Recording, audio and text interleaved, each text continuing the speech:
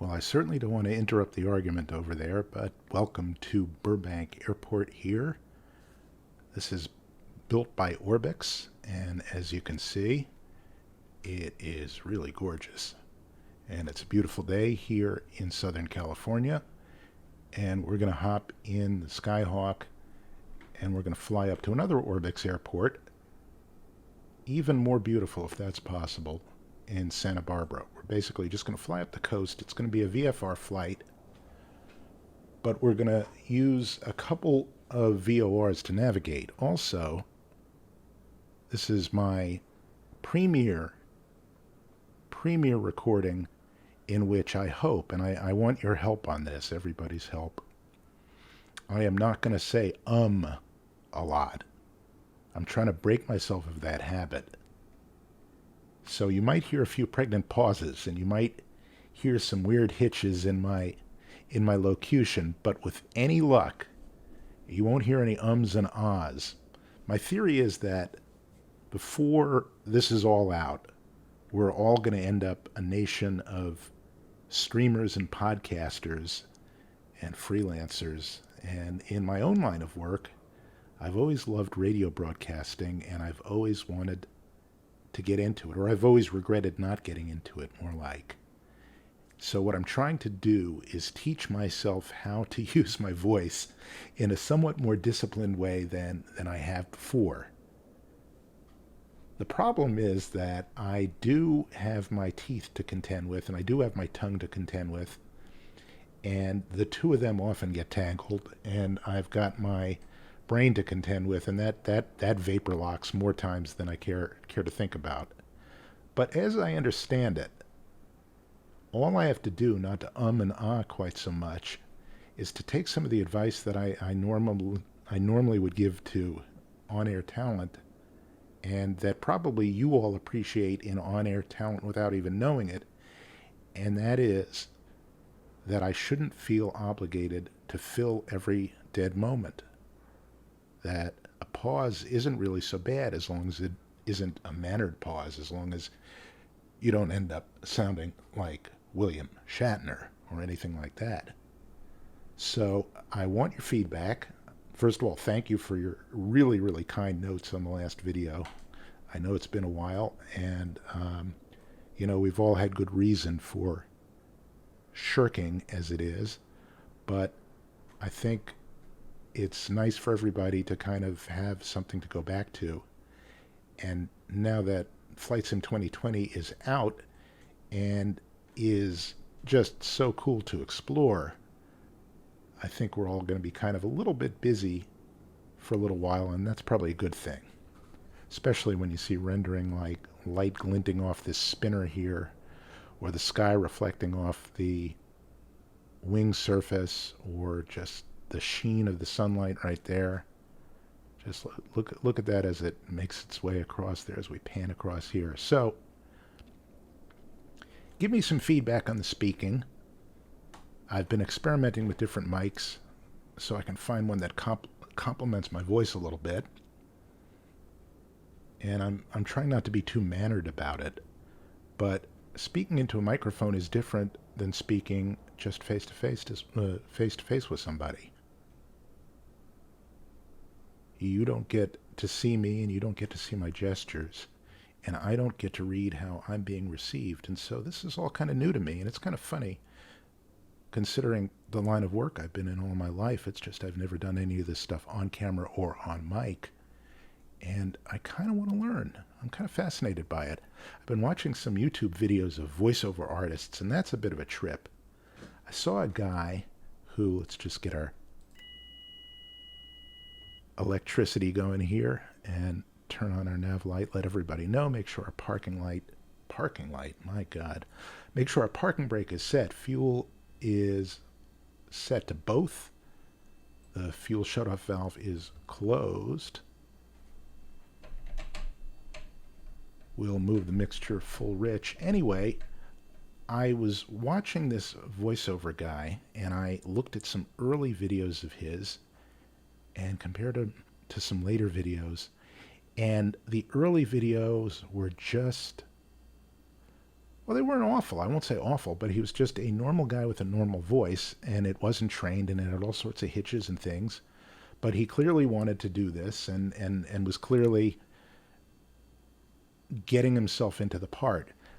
Now he's just a frickin' Easter ham, and he sounds like one of those DJ guys. I certainly don't ever want to get like that. But I'll settle for Ira Glass or something like that. I'll settle for being able to write as well as he can, too.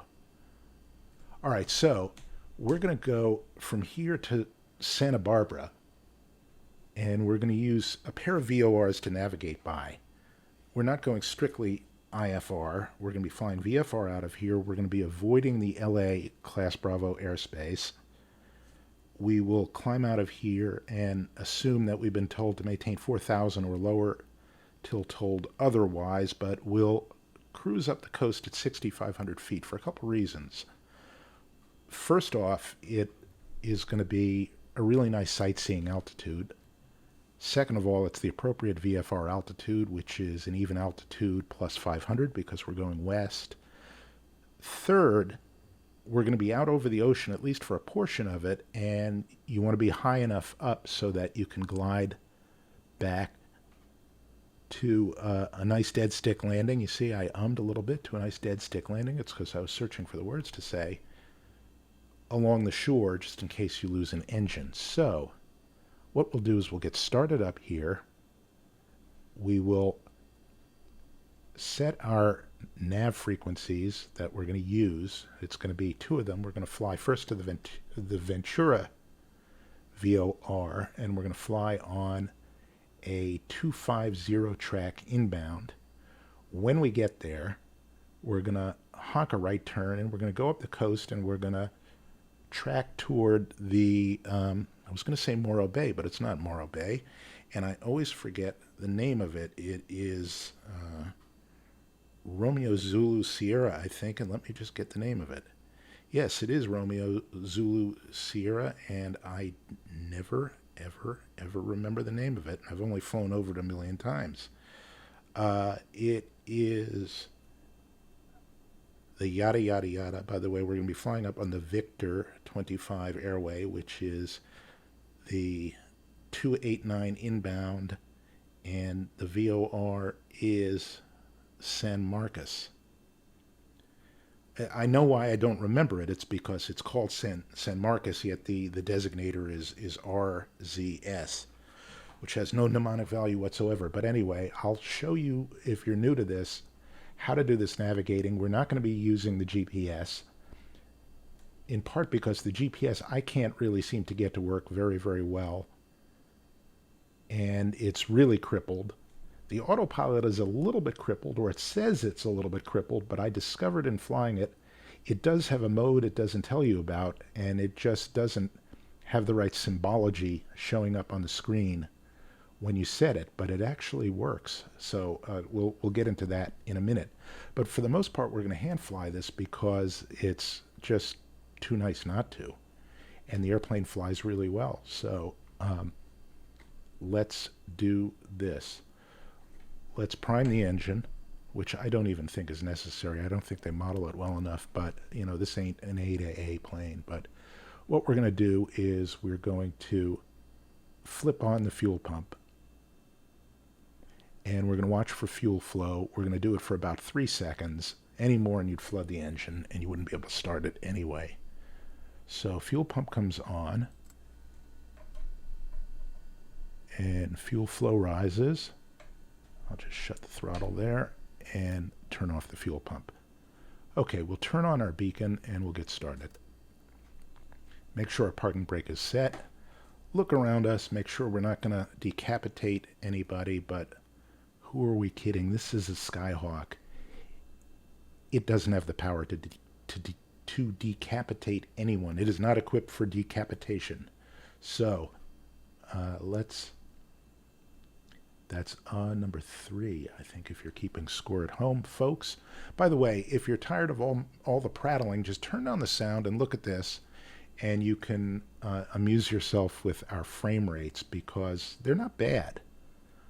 This is going to be 4K. That's number 4. And we've got most of the settings mostly ultra. So,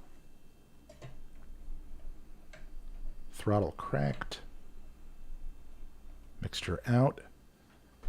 Gotta reach across here a little bit. Do this cross-handed and still play with the microphone here.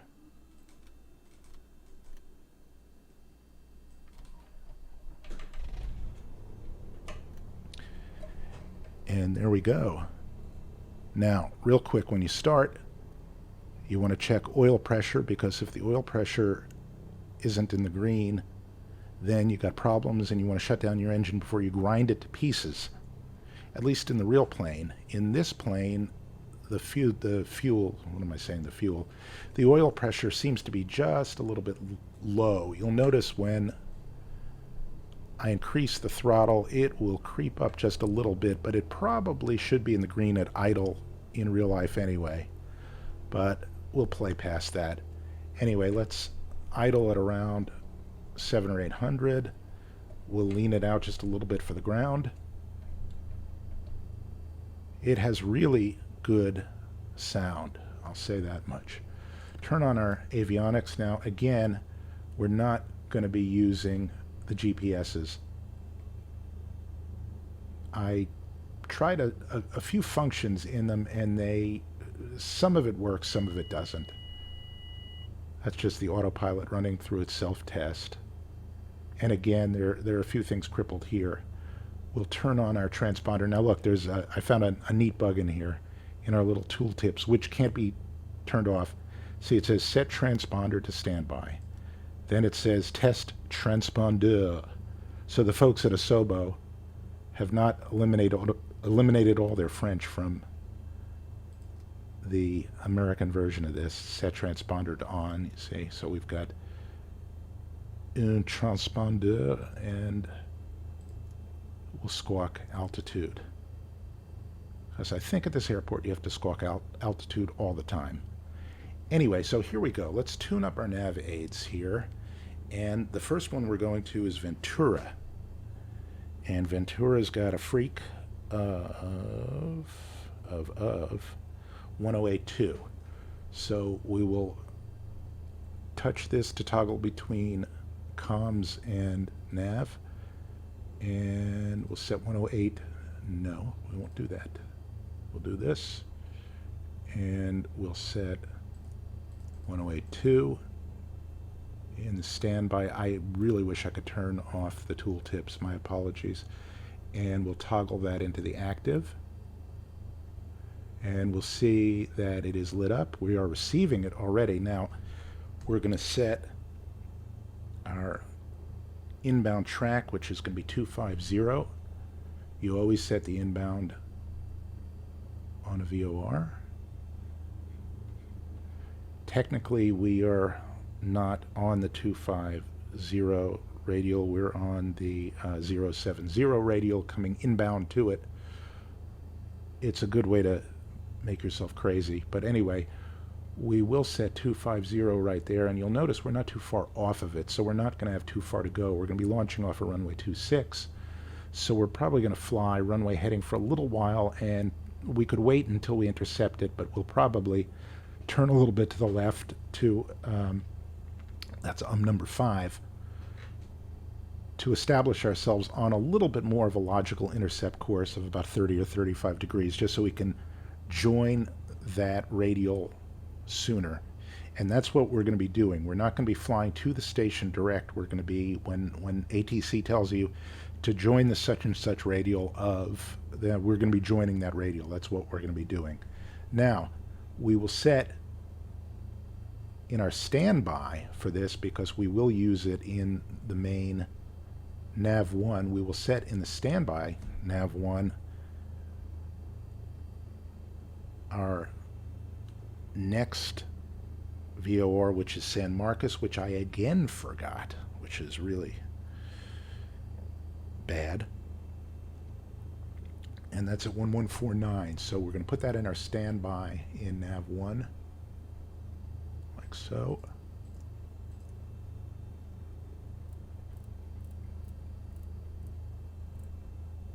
Okay, And then we're going to put it in the active of nav2. That way, as we're tracking this, we can monitor our next VOR,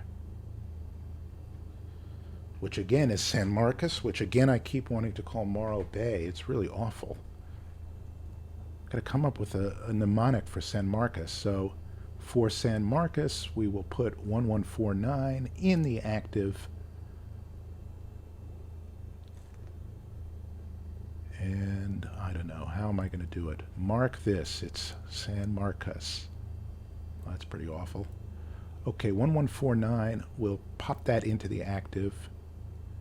And oddly enough, we're receiving that too. It is not a very long flight. That's basically all we're going to need. Now, I could set an altitude in my autopilot, which I will, of 4,000 feet from my initial altitude. I don't think it gives us an altitude alerter, and you'll notice it does not say, it says in-op for ARM altitude mode. Turns out that it actually does work, and it does stop at this altitude, I discovered. That's the secret. Now, I don't know whether it stops if you hit the button only or if it just stops generally, but they've got some work to do. The patch is coming out, as you know, in about a week or two, and it should improve performance. It should fix it so that my Brunner yoke actually works, which will be great. Turn on our taxi light now, and let's head out to runway 26. Now, what I'm going to do is I'm going to set 260, or actually 259, which is the runway heading, in our heading bug. And the reason why is so that when I turn onto the active runway, it actually is the active runway. Planes have crashed because they've lined up on the wrong runway, and it's a short runway, and they crash and burn. And we're not going to do that, even though we're in a little Cessna Skyhawk that is incapable of beheading anyone. But still, no one wants to look like an asshole. The other thing I have to do is turn on my yoke software, which, despite the fact that that's our flight plan, by the way. Despite the fact that San Marcos. Okay, there we go. Despite the fact that the force feedback in it doesn't work, you still have to turn the damn thing on. The reason why it's broken, that wasn't that was just a little hitch. The reason why it's broken is that SimConnect, which is a little bit of software gadgetry that's used by a lot of accessories, is broken. And that's going to be one of the things that's fixed in the patch.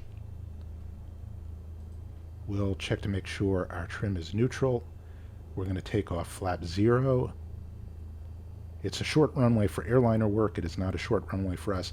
Also, take note of the fact that there is a bug, at least for me, and that is whenever you tap the brakes even, the plane will just slow to a halt. And the way to get around it, if you're experiencing it, is to rapidly toggle the parking brake on and off as you're rolling. I know it doesn't make much sense, but it is what you have to do. And let's see where we're going. Listen to that. Sounds great. Okay, we're going to be looping around, and we're going to be going to this taxiway here. We're going to make a right and taxi down the length of runway 26, and then we're going to depart out in that direction. No, I'm sorry. I lied to you. We're going to go down this taxiway. We're going to cross runway 33, and we're going to launch out this way. So we're basically going to fly up the throat of the San Fernando Valley and then into the Simi Valley. So here we go. So we need to make a right and a right. And my apologies, I don't have my track IR set up, so my head doesn't swivel. Well, my head does swivel. It's just not in the plane. Okay, toggle the parking brake, and you notice we go nowhere, so I have to toggle it on and off again.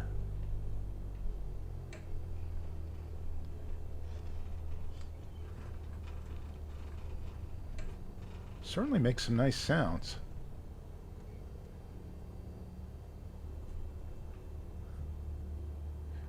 This is what I don't like about high-wing Cessnas, especially at my height. Now I'm not touching the brake, or I'm trying not to touch the brake. And because we're going to cross runway 33, we need to turn our strobes on.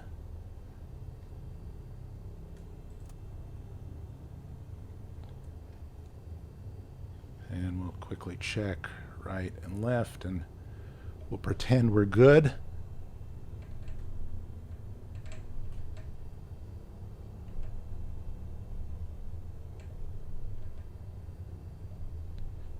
Just blast across here. This is a Southwest taxi, by the way.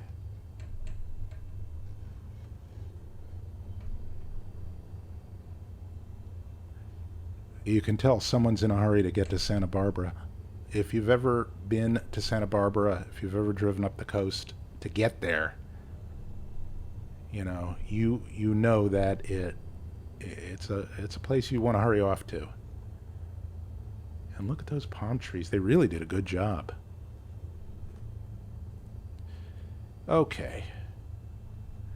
Now we haven't turned the strobes off. I mean, it's just sort of silly. At this point, we could do a run-up, so let's just turn off the taxiway here.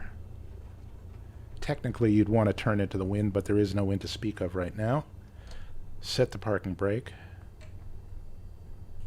Mixture full rich. Advance the power to about 1700 RPM. We're just going to check the magnetos because that's really all we have. We don't have carb heat. And we don't have a variable prop, so we're looking for about 50 RPM drop on the magneto. We're going to do right, both, left, both. That way you don't forget to do one of them thinking you clicked twice. So, right, and there's the drop. Both, pops back up. Left, and there's the drop. And it's an equal drop too, so that's good. All right. We're good to go there. While we're at it, on the principle of, well, you're looking at something, you might as well check it again. We're on both for tanks. And our trim is set, flaps are set. We are squawking altitude, VFR, that's good. We've got our ceiling altitude set for the moment. And let's just get our lights on. We don't need pitot heat. Our pitot is warm enough, thank you so much. And notice we're stuck again, so I'm going to toggle the parking brake. Except I toggled it on. Alright, there we go. Now we're going to assume we've been cleared for takeoff, and since I don't want to touch the brakes, we'll just do a rolling departure here. We will say we see 26, and we do. And 26 is on our heading bug, so runway heading is confirmed. The right runway is confirmed. Advance the power slowly. Neutral to slight back pressure works in this airplane. In the sim, a little bit of right rudder. Airspeed's alive. Our engine instruments are normal. There is 55. We'll gently rotate. And maintain runway heading, or we'll try to. There we go. One way you can maintain runway heading is by using your Lindbergh reference right there. Just keep that stripe at a constant distance. We'll pitch for 70, and we'll trim up just a little bit so we can go hands off almost. Okay, there's 70, see?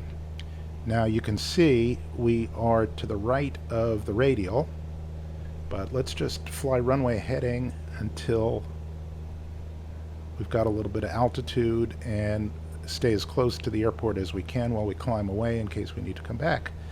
The other thing we should do is we should look around for any place to land, and probably the LA River there would be good.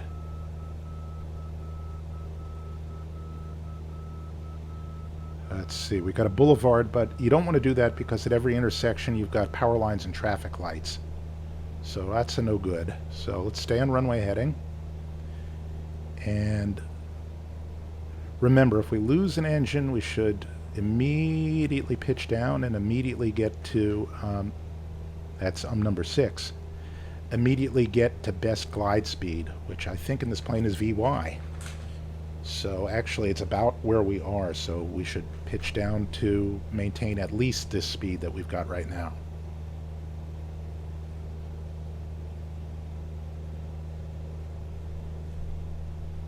I'm just going to bring the audio here down just a little bit. You can always punch it back up in the mix. All right, let's turn to intercept. So let's set a heading bug for about 220. Let's turn to it. Remember, it's easier to turn to a bug than turn to a number. There we go. Now what we're going to do is basically wait till this comes in. This is not an HSI, so you notice the bezel doesn't move. You see? That's the beauty of the HSI. The HSI combines this with this, and the way you intercept on an HSI is you put your heading indicator on the tip of the needle because the needle is rotated with respect to you, and you can almost visualize yourself flying into it. With this, you need to use your imagination a little bit. You see, we're flying a heading of 210, so you have to look, and 210 is right there. So that's really the way we're flying. This is what we're intercepting. And so this is about 35 degrees with respect to that. And you notice it's starting to come in. When it gets to be a little bit past this line, almost centered, we'll turn onto our course. And then what we'll do is we'll refine the track by flying very slightly different headings as the wind blows us one way or another. So we're not quite ready to turn yet, but almost.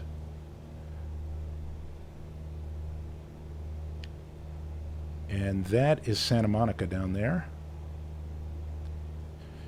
And LAX is over here. No marine layer this time. You notice it doesn't render that far out. All right. We are almost on course. I'm going to start a 3 degree per second, a standard rate turn to the right until we are on, you know what, let's go 240 for the moment because we turned too soon, you see. So we're going to undercut that a little bit. What I am going to do is I'm going to set my heading bug now to 250 so I know exactly where to turn. And you notice we're just chugging on up at 75 knots here, almost hands off. Okay, we're coming in on our radial. And we're 1,000 away from our top altitude, but we're gonna say we've been cleared to 6,500. I'm gonna, just as a matter of good practice, set my altitude alerter to 6,500. Even though we're really not going to use the autopilot to get there, and I'm not sure whether it's going to alert us. Okay, you notice how the CDI is coming in a little bit. So we're going to continue to fly at about 245 until that is centered, and then we'll refine our track just a little bit. Now, since we're up at about 4,000 feet, what I'm going to do is lean out just a little bit because the air is getting thinner. So we're proportionally getting more gasoline to air in our mix right now. And you notice that as I lean out, the RPM increases, the power goes up. That's because we were really flying too rich. So I'm going to bring us down to climb power just a little bit. And now you can see we are on our radial. And I've turned to our heading, and let's see how well we can track that. So if this needle starts to drift to the right, it means to the left, it means we're getting blown to the right and we should adjust our heading this way. If the needle drifts that way, it means we're getting blown to our left and we should fly a greater heading. Right now I'm just going to stick with what I got, maybe refine it just a little bit to the right, and see what it does. That's the thing. Make a change in your controls and then monitor the outcome on your instruments. Don't do a bunch of things willy-nilly, or Willie Nelson for that matter.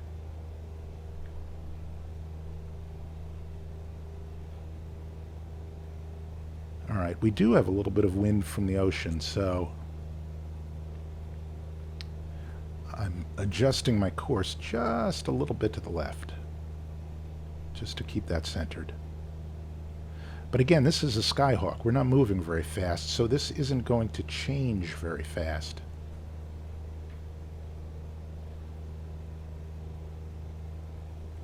Let's see if we can lean just a little bit more. You should generally lean a smidge every 1,000 feet. In the real world, this EGT gauge would work better, and you would know where to lean it to, so that when you lean it gets to there or there or there, wherever appropriate is. And there are whole religious battles that are fought over this, over whether it's better to run this particular engine lean of peak, in other words just a little leaner than the peak temperature, or a little rich of peak. One way uses more gas, the other way generates more heat, wears out the engine sooner. On some engines, and on other engines are supposed to be run lean of peak. So, you know, I don't know quite what's best to do in a real world 172, because I haven't flown a real world 172 at least, except as, that's number 7, except as a passenger once, I think, maybe twice. And a long, long time ago. Okay, we're 1,000 away. And again, we've just been hand flying, and as you can see, we've been essentially instrument flying by hand, and if we really wanted to, I mean, we could basically just do this all the livelong day, as long as we maintain a scan here, here, here, here, here. Generally speaking, this, to some extent this, and that is the priority. And this really is the main priority. If you have to have one instrument you rely on, it is your attitude indicator. Anything else, you can look down at your throttle or at your RPM and kind of know how you're doing power-wise, and it also means you can know how you're doing speed-wise. And you can see we're getting bounced around a little bit here too. And probably I should just fly just a couple degrees to the right here. So we'll do that. We're 500 away. Now when we level off, we're going to first pitch down, let the plane accelerate, trim into it, and then and only then we'll probably bring the power back to, well, it's almost there anyway, at about 2,300 RPM.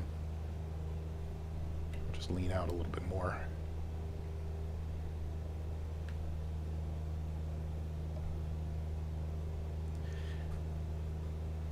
Now I can't tell how close we are to Ventura yet, because the plane doesn't have DME and it doesn't seem to work when you plug in the VOR as a waypoint on the GPS.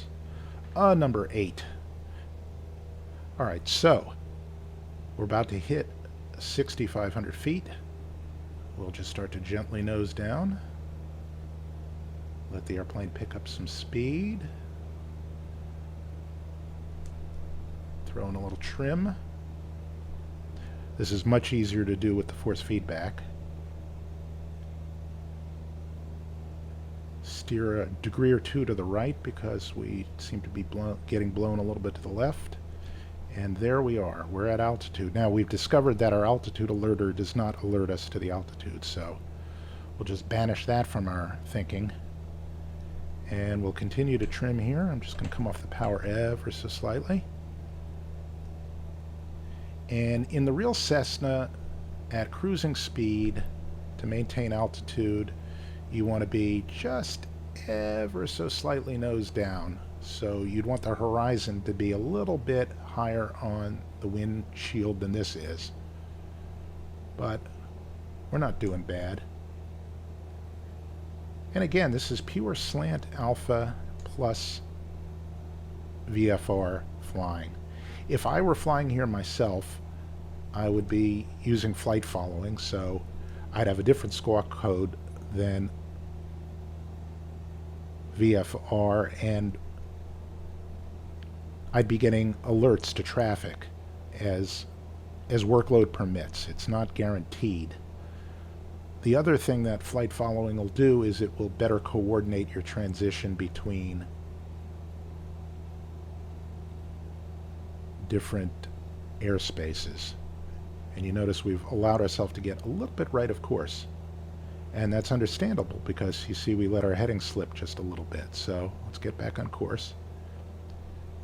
The CDI is also getting more sensitive because we are getting closer to the station, because that's Ventura up there and Santa Barbara is right there. So we're not exactly millions of miles away, and the mighty, mighty, totally memorable, unforgettable San Marcos VOR is just past Santa Barbara and just a touch inland.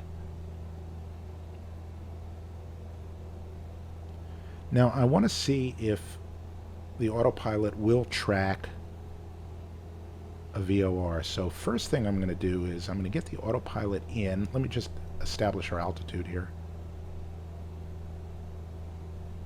And get as trimmed out as possible, because you don't want to engage an autopilot in a real plane when you're out of trim, because there's only so much it can fix. But before we do anything, let's just correct our track here.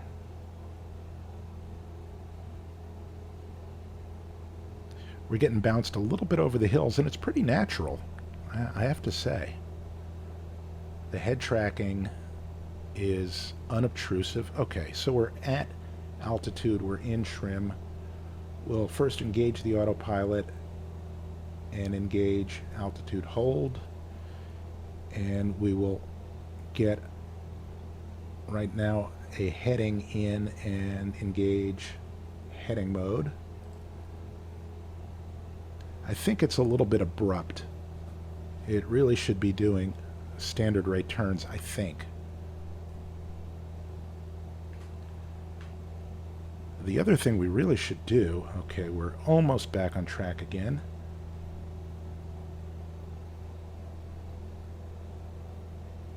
Let's engage nav mode and let's see how it does.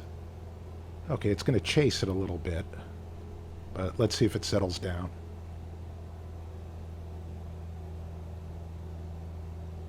Alright, that's not terrible. Going a little fast here.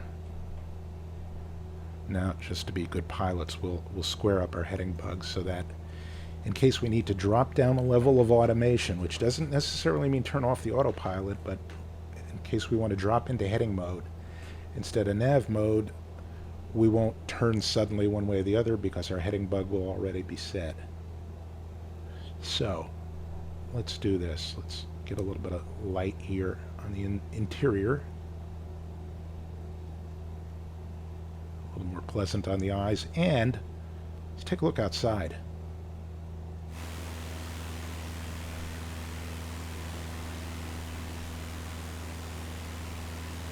That is pretty awesome.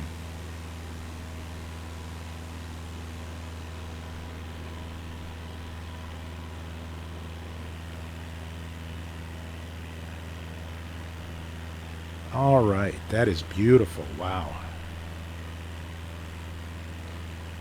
Look at all those houses on the hillside made of ticky-tacky. I believe we're over the porno movie capital of the world, which is Woodland Hills. We're pretty close to there.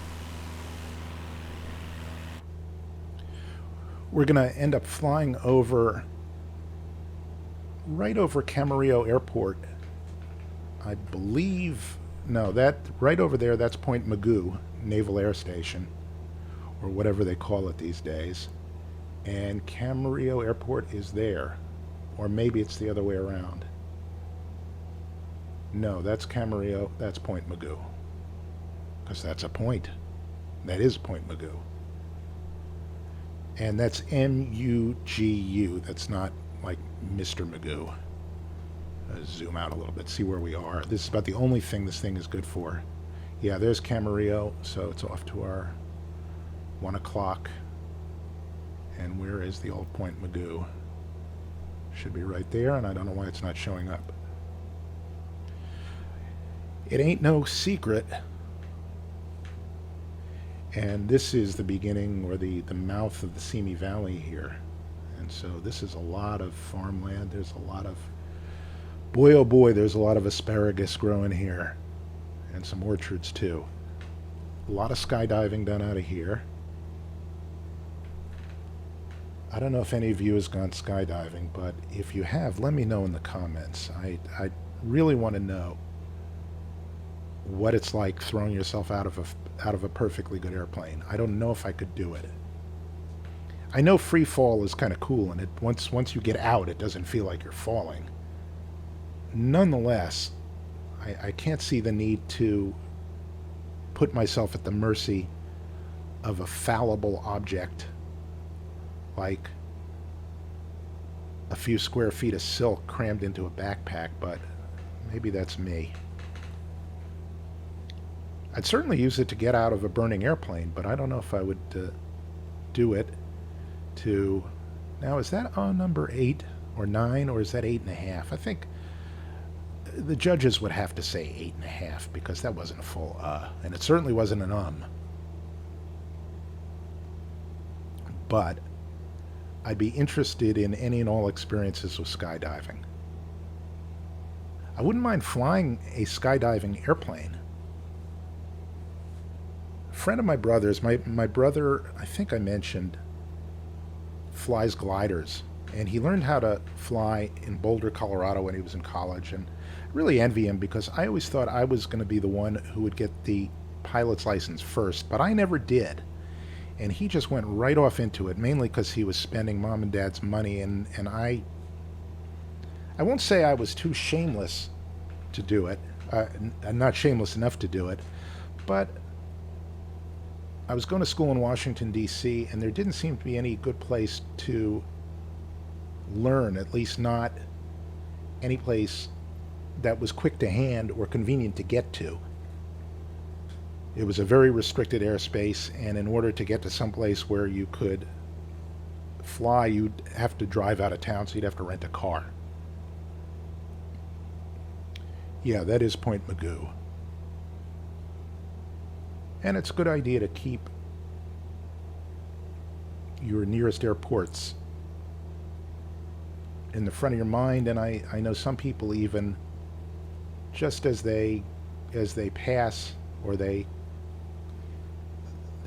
keep a note of plates and frequencies of airports along the way if they're taking a long cross-country trip, just so that if worse comes to worse and they have to descend because of weather or something comes up, they can quickly get in touch with who they need to get in touch with if they're not on the radio already. And it helps to familiarize yourself with any place where you might ending up. So these are the Channel Islands off of Santa Barbara, and in between here and there used to be offshore drilling, and there was a terrible drilling mishap, I believe in the late 60s. I don't know, I certainly before my time, but it just wrecked the beaches all around here, and they are some of the most beautiful beaches on earth. And that was one of the impetuses, or impeti, for the environmental movement in the 60s and 70s, was the Santa Barbara oil spill.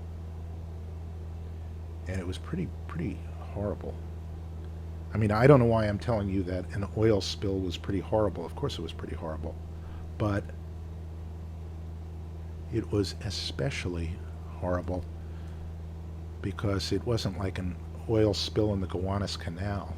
It was an oil spill in Paradise. And why they had to drill there, I don't know. There were certainly plenty of other places on Earth at the time that had oil hemorrhaging from cracks in the ground, like the Beverly Hillbillies. So I don't know why, but greed will always find a way. And I say that as an oil lover myself. I love the stuff. I would drink it if I could. Look at that beach down there. That's like Zuma Beach, or one of those weird beach names from one of those, like from Surfing USA or something. So we're going to head out over the water, and we should be picking up our San Marcos VOR, and I almost forgot it again, but it's stuck. I'll call it the Joel Marcus VOR because one of our next door neighbors when I was growing up in Pittsburgh was a kid named Joel Marcus, and he was just a colossal, a smarmy little douche, even as a kid. They called him Joel the Rectal Hole. And you know what? The reason why I'm not picking up this station properly is because I didn't tune the OBS right. So let's just go direct to San Marcos now. Look at that. I really, really screwed the pooch. The way I had it set up is we would just magically start to pick it up at the right point. So I'm just going to set this so we're almost on the radial, and we'll turn into it right now. That is really something. So that's the 290, and we're going to turn to about 310 to intercept it. And the other thing we'll do is we'll flip our frequency. I didn't notice that the to and from flag had also flipped. So, I mean, I did absolutely everything wrong there.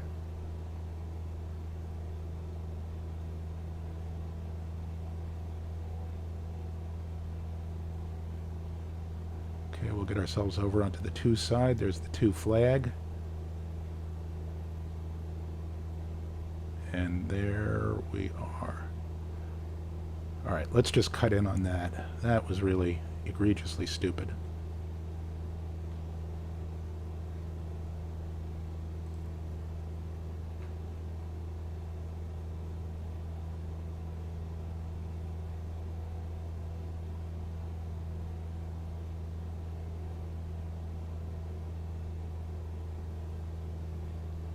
You notice also I let us get into roll mode instead of heading mode, because apparently when I hit heading, I must have accidentally instead hit nav, disengaged nav, so it went automatically into roll mode.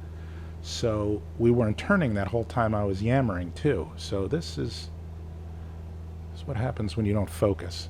Now, since I want to come up the coast a little bit, let's just get ourselves onto a more direct track here. There we go. Pop into nav. And there we are.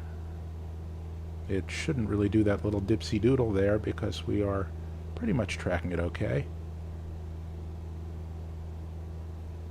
Let's see how it does.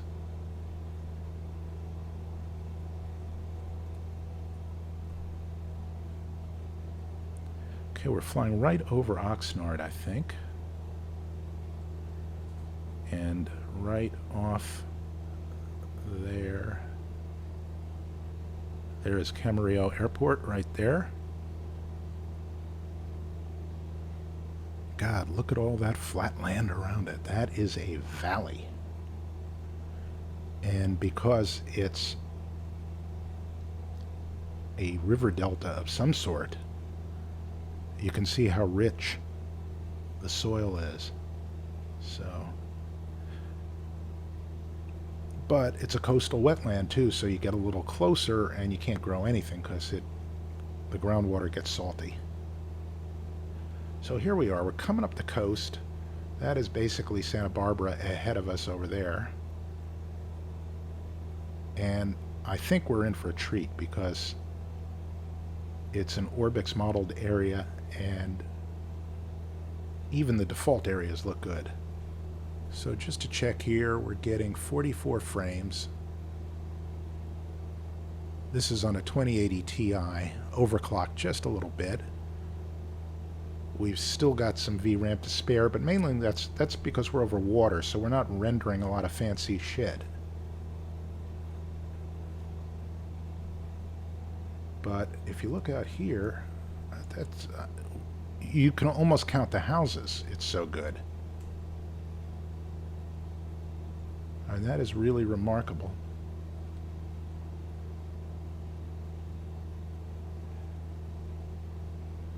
And there's the airport beacon right there. I don't know in real life if it's at that end of the field, but you know, all the bits and pieces look pretty good. It's more or less what it looks like from the sky, and certainly at this altitude. You know, we can fly a little bit lower, but look at that.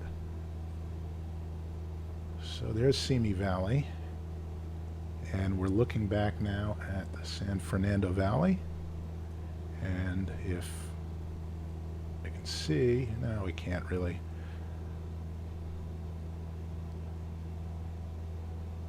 And way off in the distance is Rancho Palos Verdes.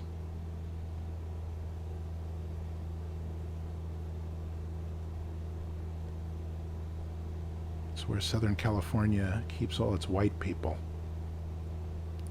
So you see we're over water, but you also see that if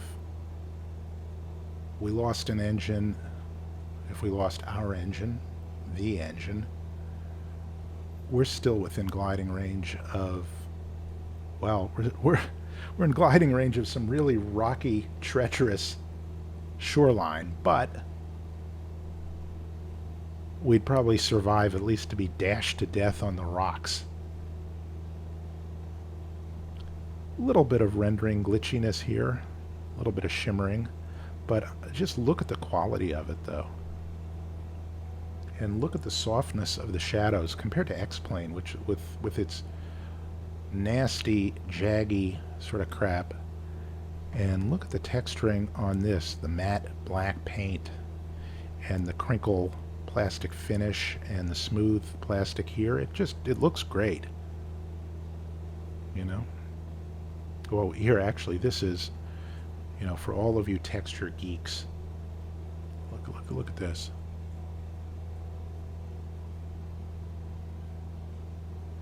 Look at the plastic texturing here, the molded vinyl or whatever the hell it is. Look at that. They really did a great job. None of this stuff really works.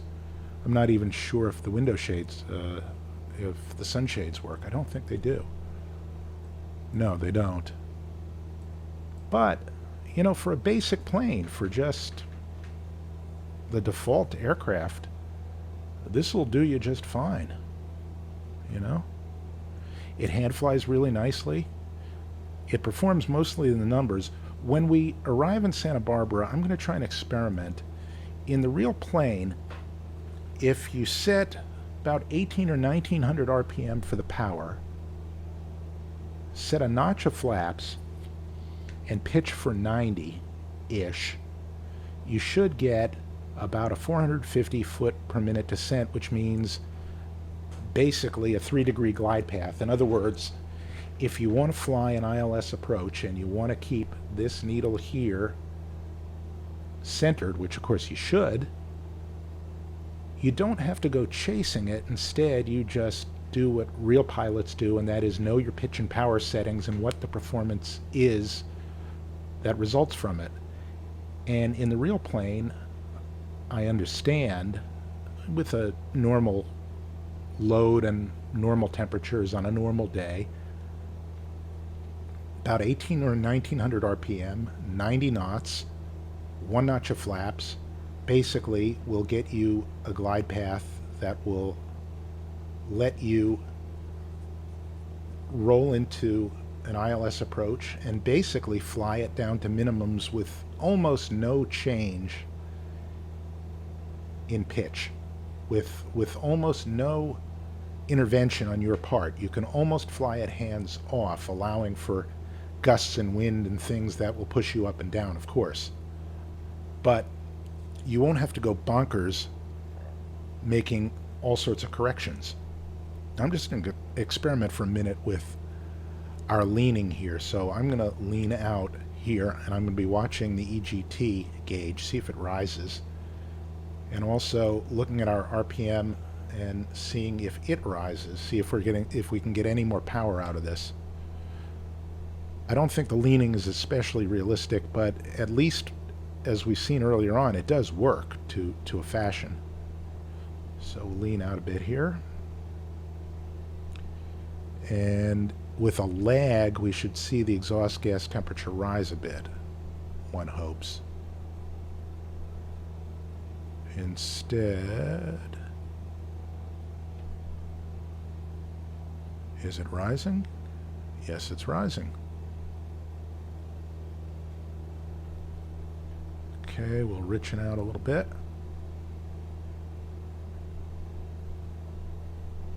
And we've got fuel flow in the ample range.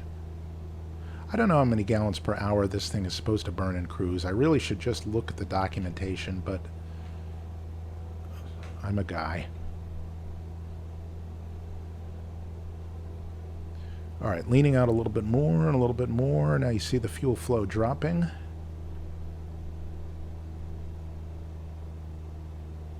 And the power starts to drop off there. Now, ordinarily, it wouldn't really drop off so much as it would start to hesitate a little bit and stumble.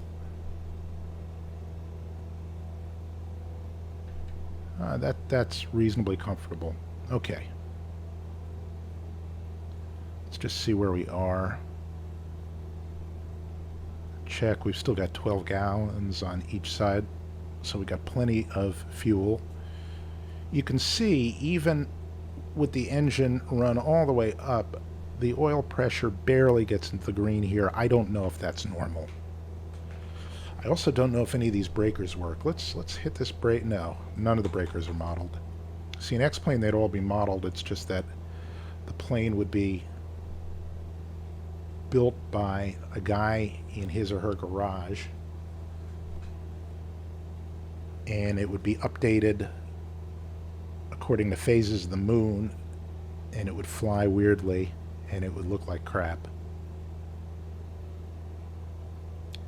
It's a caricature, of course, but at some point soon we're going to be getting airplanes from the likes of A to A, and that means airplanes like the Comanche and the Bonanza, but also I think Scott at A to A said that the first model that'll be coming out for FS 2020 will be, get this, a Piper Aerostar, or an Aerostar, depending on what vintage it is. So twin engines, pressurized, very high performance, like flying a piston engine business jet. So for anybody who's looking for the realistic A to A experience, you might just get traumatized flying it, but it ought to be really, really cool. Okay, so there's Santa Barbara, and in a second we'll just come off of the San Marcos. Hey, I got it again. Morro Bay was on the tip of my tongue. And the reason why Morro Bay is on the tip of my tongue is because Morro Bay is pretty much the next big nav aid north of here. So Morro Bay is what's around San Luis Obispo, and San Marcos is right around Santa Barbara. You notice you got some little drawing glitches there. They go away as you get closer. I don't know what that is or what it means, but, you know. I mean, this sim is what, all of a week and a half old? More or less. Alright, so first thing we'll do is first of all, we'll see if clicking on this will just drop us into roll mode. I'll bet you it does. It does. Okay, so we'll go back in nav mode. Now let's see if heading, you see it's screwed up, you see? Pressing heading does not put you in heading mode, it puts you in roll mode. No, it does. The label for it is wrong. Alright, well that's interesting. All sorts of little bugs. We'll see how much the patch fixes. Anyway, let's do this. Let's come about 10 degrees to our left. We'll aim for the little, it isn't even a bay, I guess you call it a bite. B-I-G-H-T, I think. The small of the back of the land right there. If that being some hindquarters, that would be the small of the back, I suppose. Alright, the other thing we'll do is let's see how the autopilot descends. I know we could do this by ourselves, but now you notice we're at about 110 knots. I'm going to put us into about a 700 foot per minute descent, and I'm not going to really touch the power, mainly because I don't want to overcool the engine too quickly, although I don't think that's a problem in a plane as low performance as this. But let's just set 3,000 feet, and we can't arm it, you see. Now this time we're not going to arm it, so let's just get out of altitude mode, put in 700 feet per minute descent, and I don't know why my key does that. That's the same key, and I know I don't have it bound to two things. So we'll just let ourselves descend now.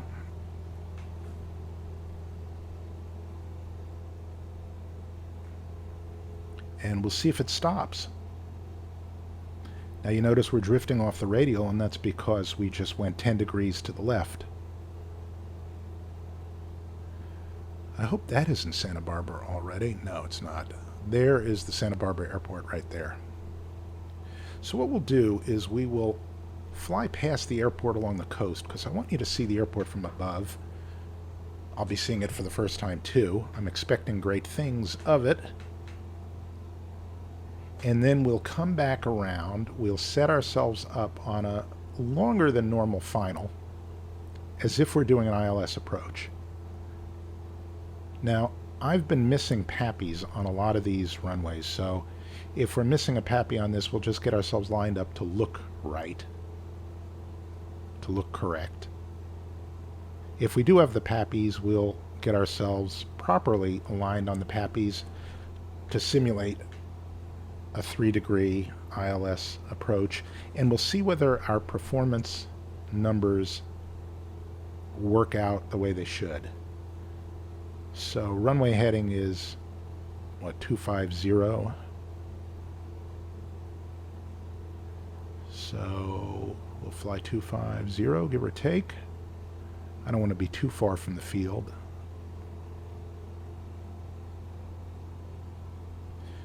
And let's descend a little bit faster and pull a little bit of power. So let's set up, make it 900 feet per minute. Now the speed's going to creep into the yellow arc. We could just keep it there. It's not going to, the plane is not going to explode, as they say.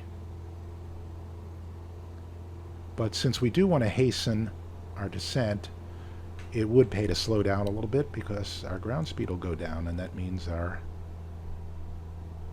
rate of descent will get us more sync, because it is, we're going down in feet per minute, not feet per mile. And we're going to be using up more minutes.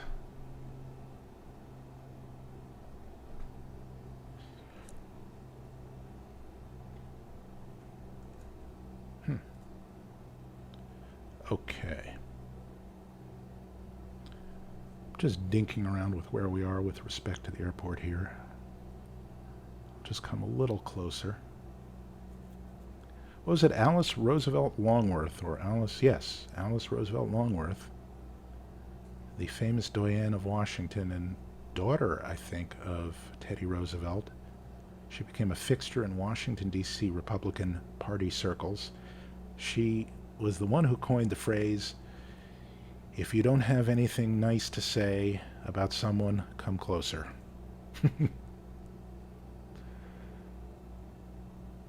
My kind of woman.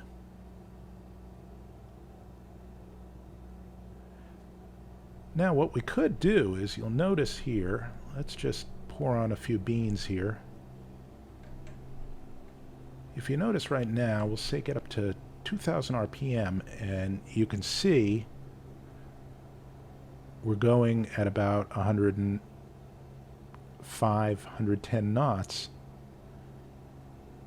If we happen to level out, and let's see if the autopilot does. Maybe it won't. Maybe it won't unless you've hit arm, even though it says the arm doesn't do anything. Let's just see. I don't think it's going to level us off. Now let's see what happens if we hit arm. Look at that. And it levels us. Now, what we can do is we can just leave the power where it is and let ourselves slow down, because we're going to have to slow down anyway. See, this way you don't change two variables. If you get a power setting that's going to work for most of your descent, you can actually dink around so that you can pitch to get where you want. That's a little too little power, though. I think we're going a little too slow. And basically set it up so that you do a kind of continuous descent and you never really have to change your power. What happens is, instead, you will go from whatever descent you have found works, then down to a more standard rate of descent. You leave the power where it is, your plane will naturally slow down, and then you'll put in some flaps and the plane will slow down some more.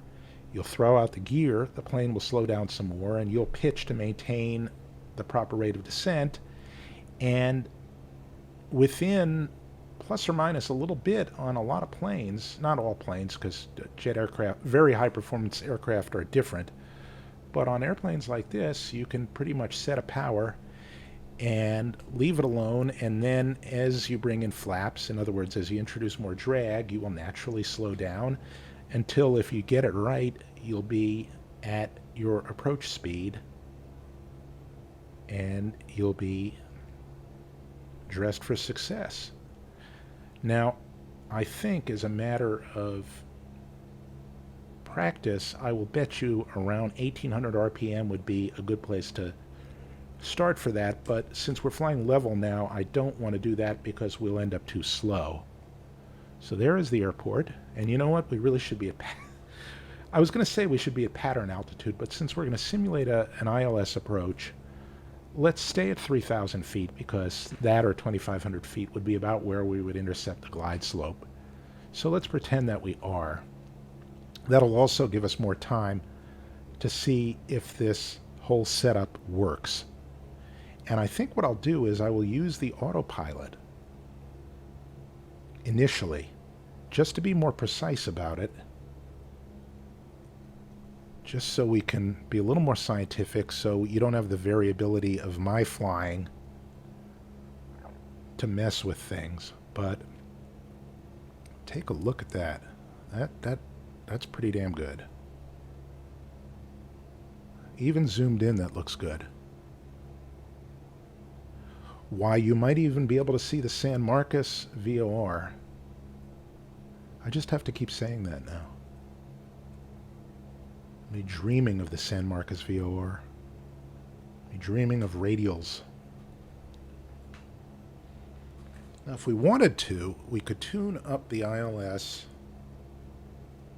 for Santa Barbara for runway 7. I'm not going to fly the full procedure, but the inbound course is 075, so we'll get that set.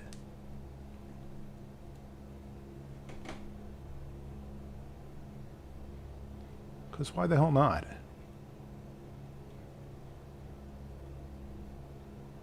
Force a little discipline here. All right, the frequency is 110.3. What am I doing here?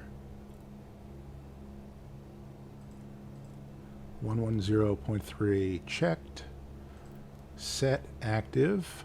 All right, and it's alive. Let's see if we can identify it. Let's see if we can get audio on this. I was unable to get ATIS. Let me see if I can get audio on this now. Yes. All right, and we should be hearing... Why isn't it showing the identifier? Oh, I don't know Morse code for ISBA. You're supposed to give me it. Oh, there it is. No, there it ain't. All right, well, there's no reason to get distracted. That is a Morse code, so at least we can hear it. It's pretty low, though. I'll just kill it before it kills us.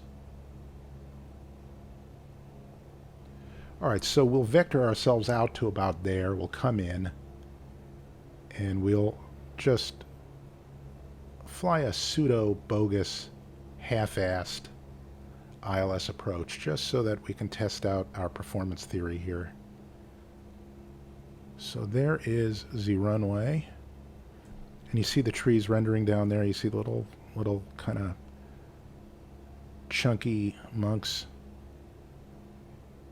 You know, you do get that, but once you get up close, or closer, it looks great.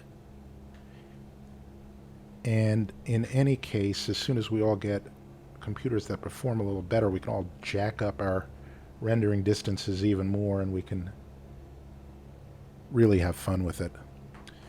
Let me see, does this call for a procedure turn?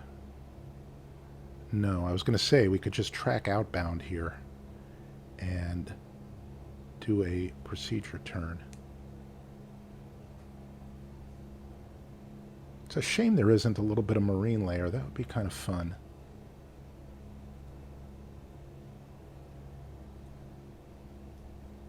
Let's see where we are. That's always a good sign when you can no longer see the airport. There we are. The rule is that the runway you're looking for is always behind a pillar. So in my case, turning left in this airplane is torture. The other thing is that I don't have DME on this. And I don't know why I don't have DME on this. Is there an IL? Is there DME? Yes. It's a localizer DME. So I should be getting DME on this, but I'm not. So this is poo-poo. But let's do this. Let's turn ourselves inbound, and then we'll vector ourselves on an intercept.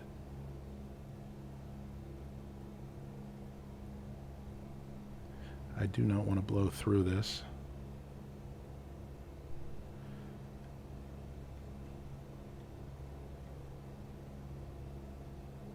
All right, there we go. Now let's see if we can get this thing to come alive. Turn a little bit more. There we go. Okay. But I think I'm a little close. I'm almost certainly a little bit close. Oh yeah, we're a little bit high. All right, let's try our little experiment, but we're just not going to fly the actual approach, because in a Skyhawk it would take forever. Okay, so we're on the loc, so let's try the experiment. So we're going to come down to about 1800 RPM. We're going to let the airplane slow. We're going to get in a notch of flaps, and now we're going to start coming down at about 450 feet per minute.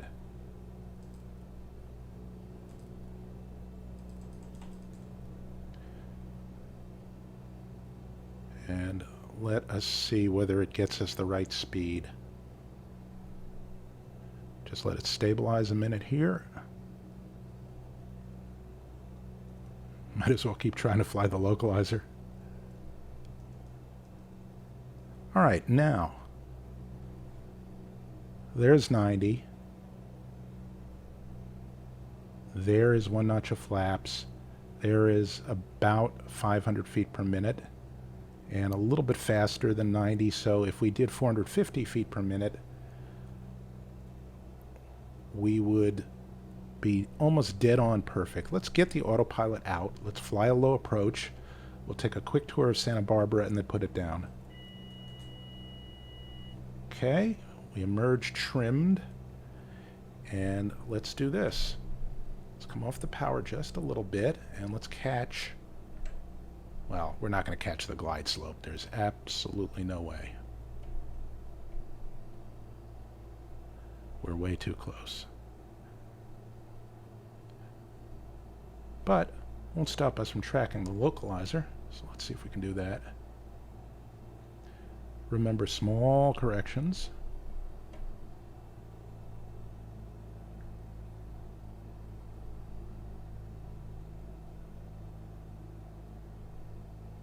And the closer you get, the more that needle is going to move. I'm honestly not looking out the window. A little bit more. There we go. A little bit more. Let's see.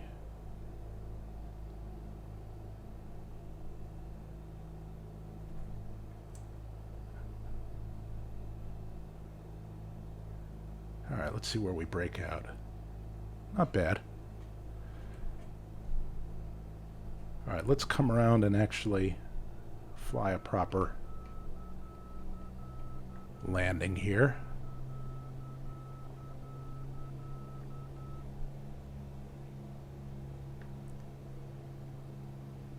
But first, let's look around at University of UC Santa Barbara, I think is what's over here.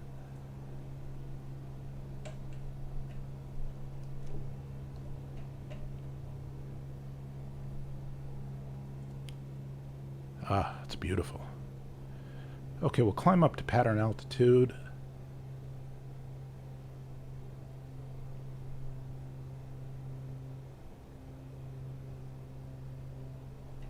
I think the airfield elevation is all of 11 feet. And I'm letting myself get way too slow.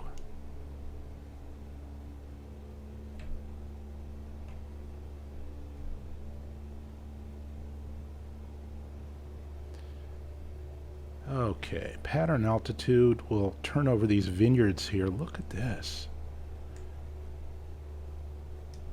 Trim a little bit nose up so we can do this reasonably.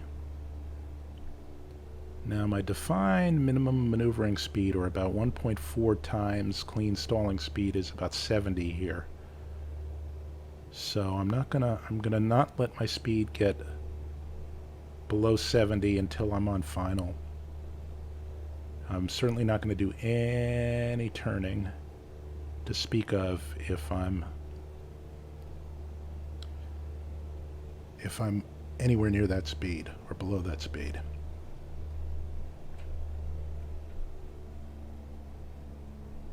That's a speed that allows for 30 degrees of bank without stalling. So it's a good practice not to let yourself get slower than that in the pattern. Especially if you get yourself a little bit offline and you end up overcorrecting, you'll drop out of the sky. Okay.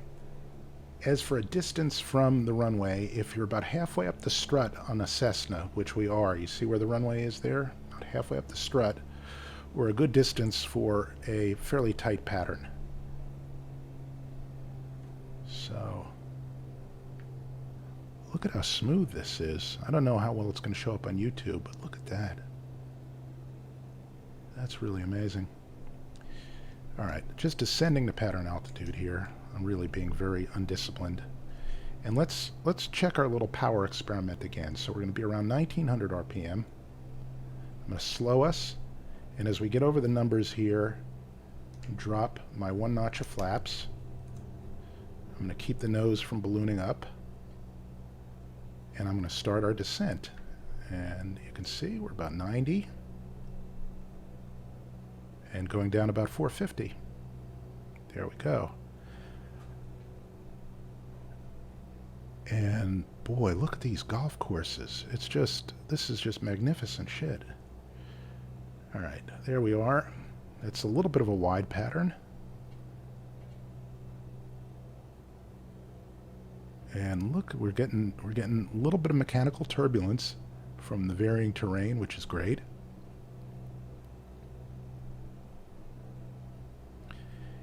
And when the runway is about 45 degrees, actually it's going to have to be a little bit less than 45 degrees because we're on a wider pattern than we should be.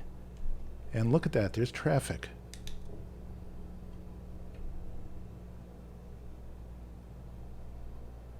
Okay, that's our second notch of flaps, and you notice we haven't changed the power very, very much. You also notice that we're kind of a little bit wide here. Let's just check our airspeed too. Okay, that's our defined minimum speed right there. Oh yeah, we're we're interrupting an arrival here. Well, no, we've been told to caution wake turbulence, so I'll bring it in a little bit above the normal glide path. So we'll stay above this guy's wake turbulence, and we'll hope that he or she vacates the runway quickly. That's a long landing. Come on, put it down. Put it down, baby. There you go. Okay, final notch. And vacate, please. Vacate to the right.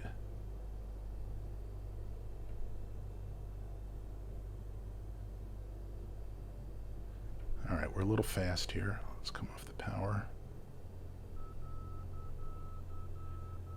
All right, we're going so slowly now that believe me, that runway will be free by the time we get there. Okay, off the power. Looking down the runway now. A little bit out of trim. Let's see if we can do a full stall this time. Come on. There we go. All right, nose down gently, flaps up. We will roll across the 2 cross runways, and we'll take the next taxiway to the left to GA parking.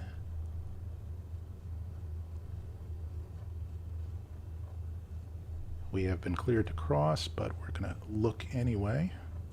Try to. Never mind. Now, there is no instant replay in this airplane. It is a shame. I know. This is like Oshkosh. You just speed taxi here. I may have to do that toggle the parking brake routine, and I will.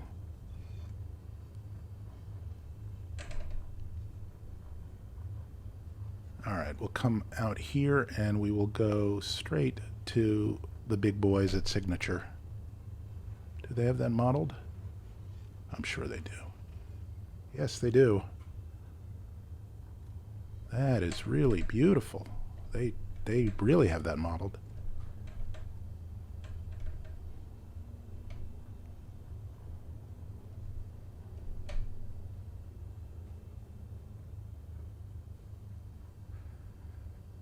My God, this looks like the joint.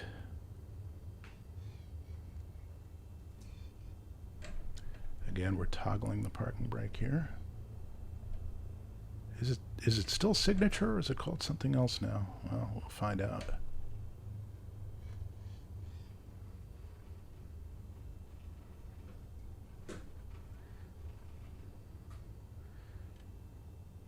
There we go, and our car is waiting.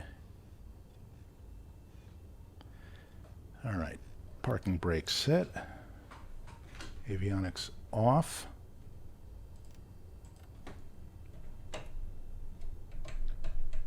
Mixture to idle,